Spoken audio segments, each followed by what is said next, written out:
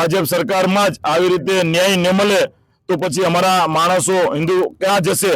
Valsad railway station પરથી એક અત્યંત કરુણ અને આક્રોશભર્યા સમાચાર સામે આવી રહ્યા છે। સુરતના એક યુવાન કુલીનું ટ્રેન અડફેટે કમકમાટી ભર્યું મોત નિપજતા સમગ્ર રેલવે તંત્રમાં ખળભળાટ મચી ગયો છે।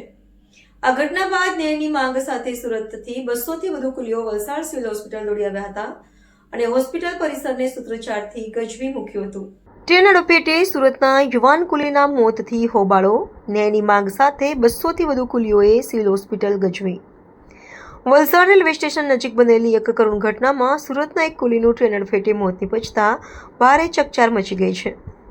આ ઘટનાને પગલે મૃતકના સાથી મિત્રો અને સુરતના 200થી વધુ કુલીઓ વલસાડ દોડી આવ્યા હતા અને સિવિલ હોસ્પિટલની બહાર ઉગ્ર વિરોધ પ્રદર્શન કર્યું હતું। પ્રાપ્ત વિગત અનુસાર સુરતનો વતની અને કુલી તરીકે ફરજ બજાવતો યુવાન વલસાડ ખાતે ટ્રેનની અડફેટે આવી ગયો હતો, જેમાં તેનું ઘટના સ્થળે જ કમકમાટી ભર્યું મોત થયું હતું। આ સમાચાર સુરત કુલી એસોસિએશનમાં ફેલાતા મોટી સંખ્યામાં કુલીઓ વલસાડ સિવિલ હોસ્પિટલ ખાતે એકઠા થયા હતા। મૃતક કુલીના પરિવારને ન્યાય મળે અને રેલવે તંત્ર દ્વારા યોગ્ય તપાસ કરવામાં આવે તેવી માંગ સાથે હોસ્પિટલ પરિસરમાં ભારે સૂત્રોચ્ચાર કરવામાં આવ્યા હતા। બીજી તરફ રેલવે પોલીસે આ મામલે અલગ નિવેદન આપ્યું છે અને અકસ્માત મોતનો ગુનો નોંધી આગળની તપાસ હાથ ધરી છે। હાલમાં સિવિલ હોસ્પિટલ બહાર ચુસ્ત પોલીસ બંદોબસ્ત ગોઠવી દેવામાં આવ્યો છે। સાહેબ, કાલની ઘટના છે। મારું નામ લક્ષ્મણભાઈ મદનભાઈ બગડા છે। વણજારા સમાજના હું રાષ્ટ્રીય અધ્યક્ષ છું ને અમે વણજારા સમાજના જે બધા હિન્દુ જ છીએ। કાલની એવી ઘટના થઈ કે કાલે 2 વાગ્યાની વાત છે। જમ્મુ તાવી એક્સપ્રેસમાં મારો ભાઈ સુરતથી વાપી જતો હતો, ઝાંસી બાંદ્રા સુરતથી વાપી જતો હતો। વાપીથી પછી રિટર્ન થતા હતા। રિટર્નના ટાઈમે એમાં 5 થી 6 પોલીસવાળા, એમાં એમના નામ છે મુકેશ, ગંભીરસિંહ, સુનિલ, અરવિંદ, સંજય, વિનોદ, આ બધા તમામ પોલીસવાળા છે। પ્લસ સાહેબ અમુક અજાણ્યા માણસ બી છે। અમને આટલા જણનું નામ ખબર પડ્યું। સીસીટીવી ત્યાં લાગેલા છે। સીસીટીવી કેમેરામાં એમાં દેખાય છે કોણે એને માર્યું, કોણ એના પર અટેક કરે છે, એ વિડીયો બધા પુરાવા છે।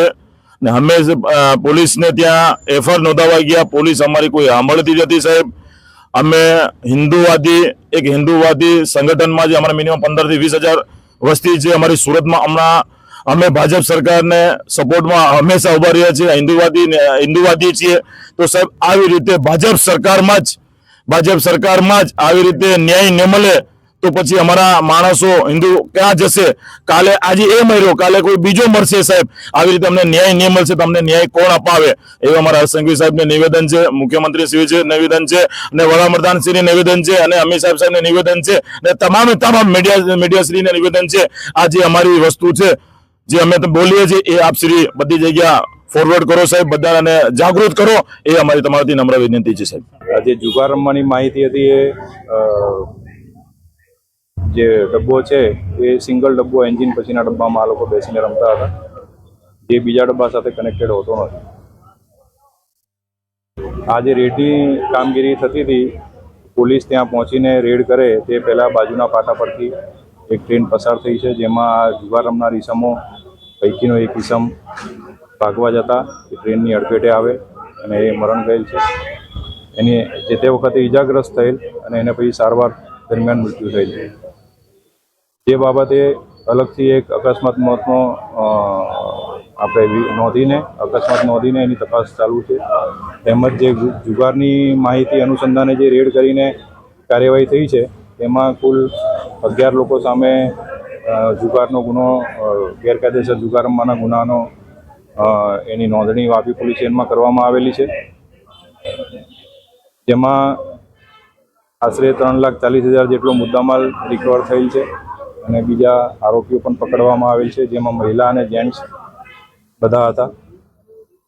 આજે હાલ કાર્યવાહી થઈ રહી છે, તેમાં જે મરણ જનાર છે કાળુભાઈ, તેમના સગા સંબંધીઓ તરફથી આક્ષેપ થઈ રહ્યો છે કે આમાં એમને શંકા છે કે કદાચ પોલીસ કર્મચારીઓએ ધક્કો મારીને એમને પાડી દીધો હોય તેવું એમનું અનુમાન છે, અને એવા આક્ષેપ એમના દ્વારા કરવામાં આવી રહ્યા છે। જે બાબતે એમના જે સગાવાલા છે એમને જાણ કરવામાં આવી છે કે તેઓ જે બી રજૂઆત હોય લેખિતમાં રજૂઆત આપશે, અને એ અનુસંધાને અમે તટસ્થ રીતે તપાસ કરીને જો એવા કોઈ દોષી કાં તો કોઈ એવી ભૂલ જણાઈ આવશે તો તે સામે પણ કાર્યવાહી કરવા અમે કટિબદ્ધ છે. બીજો એક પ્રશ્ન પણ આમાં ઊભો થાય છે કે ટ્રેનની અંદર દારૂની હેરાફેરી થઈ રહી હોવાના આક્ષેપો લાગી રહ્યા છે, તે બાબતે શું કહેશો?